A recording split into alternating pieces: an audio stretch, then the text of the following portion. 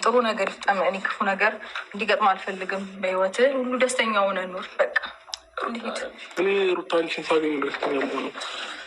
እንዲህ አንድ ልቀቀኝ፣ ግድ የለህም ልቀቀኝ እባክህ። አልችልም እኔ በቃ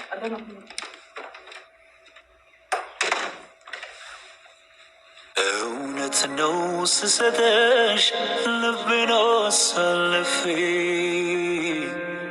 ቅርም አላለኝም በፍቅርሽ መክነፌ ግን እንዳልመኘሽ ልቤኔ ከፈለው ሌላ ጭንቀት አለ ለሰው የማልገልጸው ተሸንፌያለሁ ተሸንፌ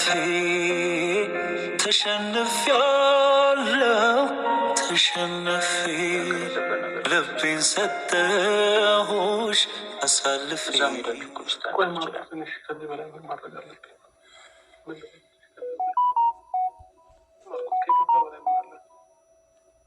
ይቅርታ ነው አይደል? ትልቁ አይደለም እኔ ህይወት ውስጥ እሱ ፈልግም። እኔ አንቺን ማውራት ፈልጋለሁ እኮ። ቆይ ለምሮ ማትፈርምበት ምንድን ነው የምታወራኝ? ምንም እኮ ማውራት የሚጠበቅበት ነገር የለም። አውርተን ጨርሰናል።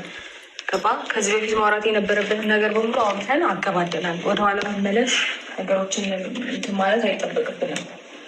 ተመልሰን ሪቨርስ የምናደርገው ሀሳብ አይኖርም። ስለዚህ ወረቀቱን አሁንም ቢሆን ፈርምበትና ስጠኝ። እንደውም እዚሁ እያየሁ ፈርምልኝና ልሂድ ማለት ወረቀቱን አላየኸውም እስከዛሬ ድረስ እኮ። በቃ ካየኸው በቂ ነው አይደለ? እኔ አንተ ላይ ሌላ ክፉ ሀሳብ እንዳላሰብኩኝም በዛ መረዳት ትችላለህ። ብዙ ሰዎች ሌላ ነገር እያሉክ እንደሆነ አውቃለሁ። ጠበቃ አቁማለች ምናምን። እኔ ችሎት ሳልገባ እንዴት ነው ጠበቃ የምቆመው? ፍርድ ቤት ሳንቀርብ ኬት ነው ጠበቃ ማመጣው?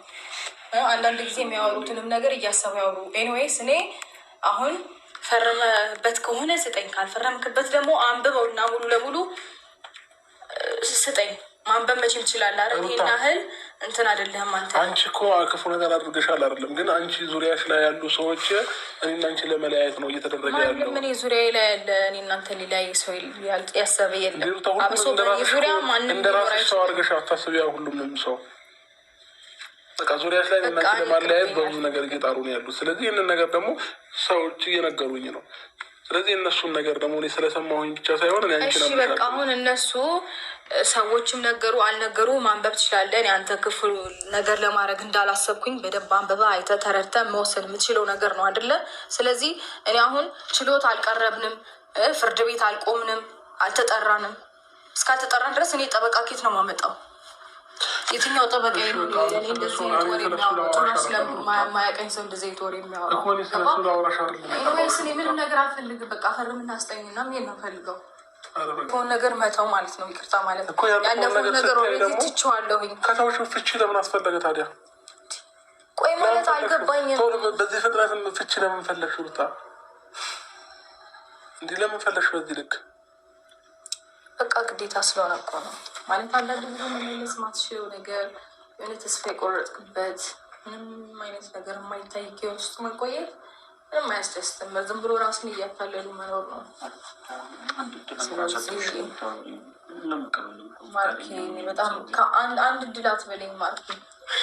አንድ እድል አይደለም እኔ ህይወት ውስጥ እሱን እንትን ያልኩት ሁሌም አንድ እድል ደግሞ ደስ አይልም።